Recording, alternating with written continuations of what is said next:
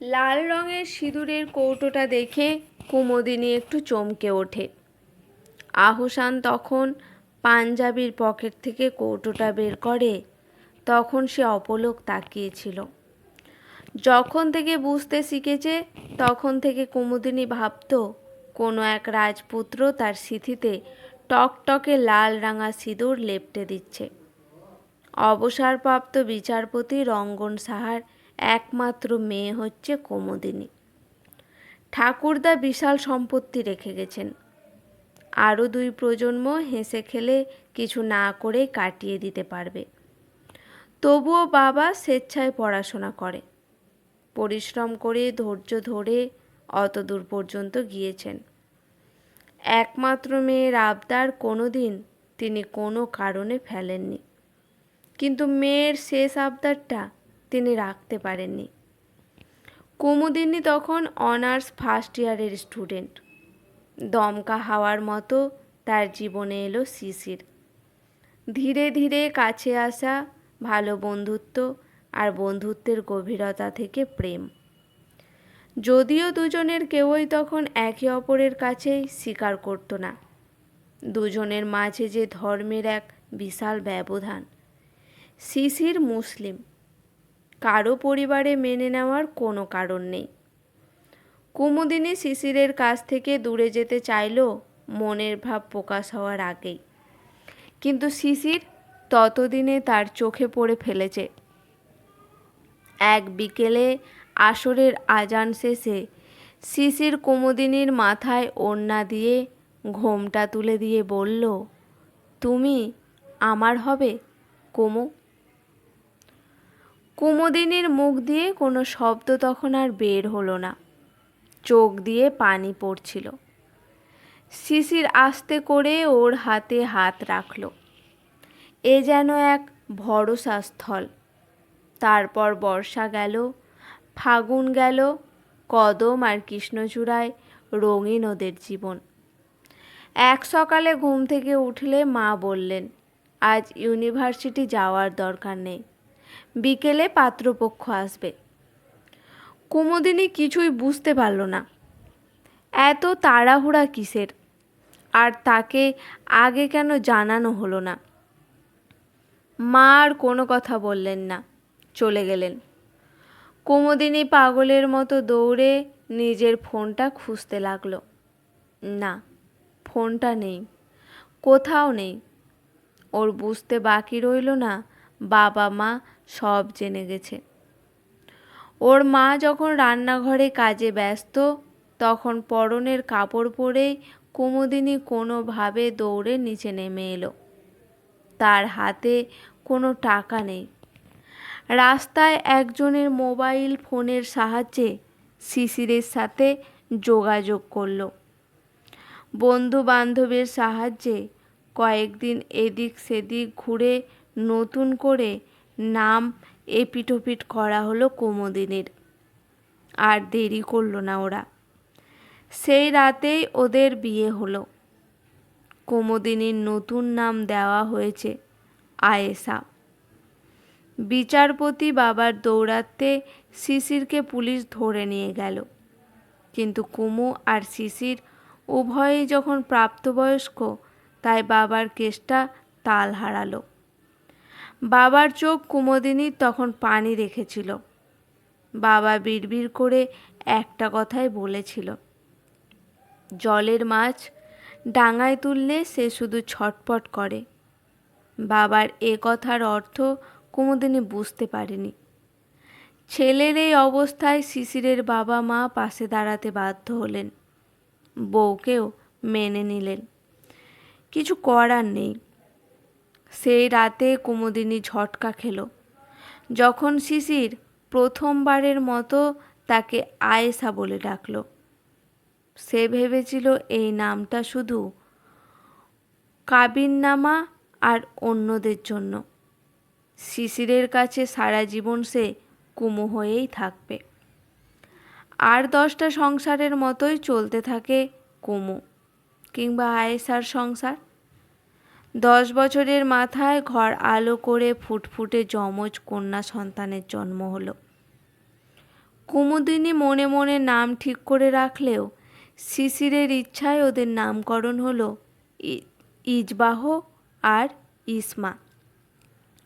শিশির পড়াশোনা শেষ করলেও কুমুদিনীর আর পড়াশোনা হয়নি।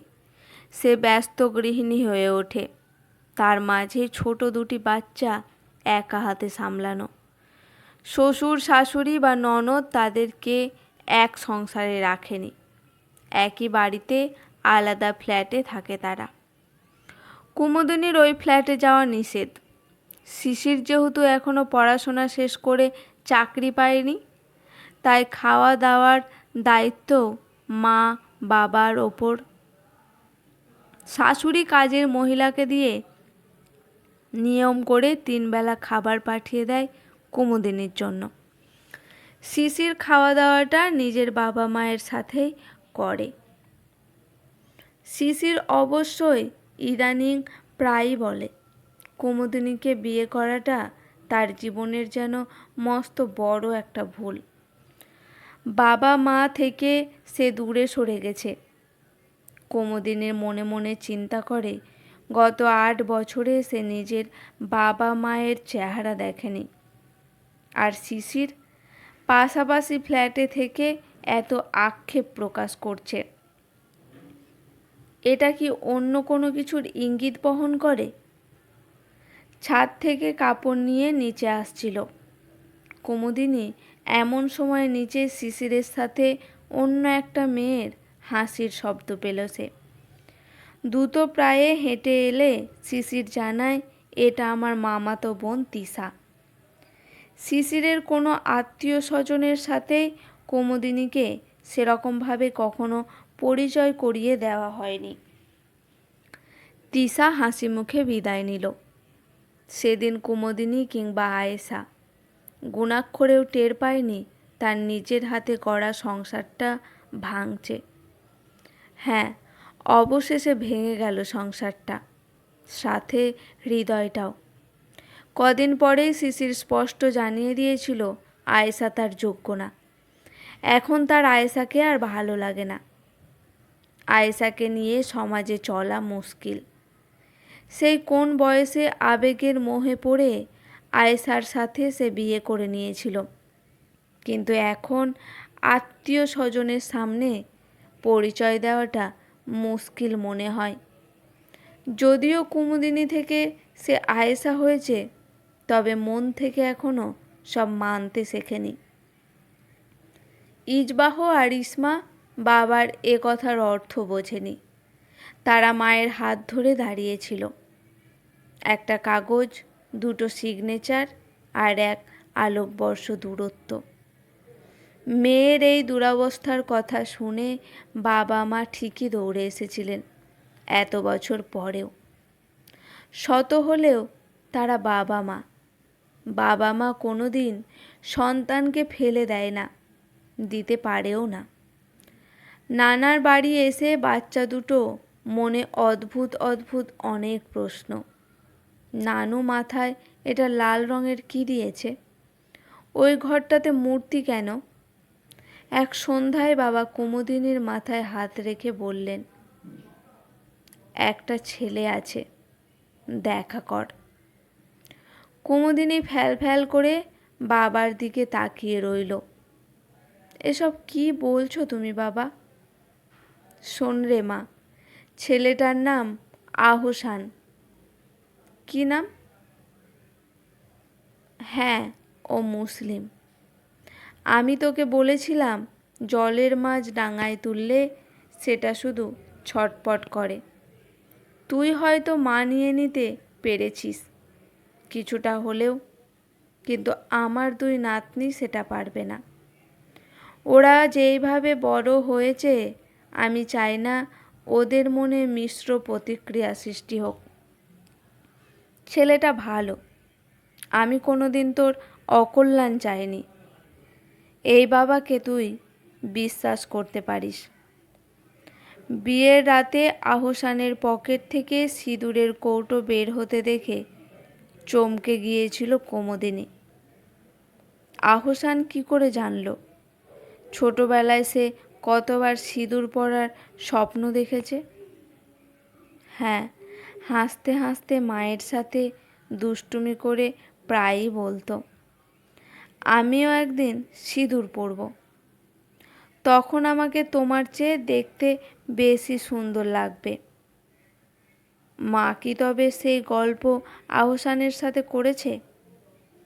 কুমুদিনীর আরও ধাক্কা খাওয়ার বাকি ছিল। আহসান বলে উঠল, কুমু, সারা জীবনের জন্য আমার হবে? একই প্রশ্ন শিশির তাকে একবার করেছিল। কুমুদিনী অপলক তাকিয়ে থাকে। আহসান সিঁদুরের কৌটোটা খুলে বলল, এখানে কোনো আয়েশা নেই, এখানে আছে কুমুদিনী, আমার কুমু।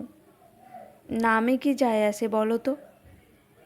আমি কুমুদিনীই থাকবো, কিন্তু এই সিঁদুরের দরকার নেই আমার। চাপিয়ে দিয়ে কোনো কিছু হয় না, মন থেকে মানতে হয়।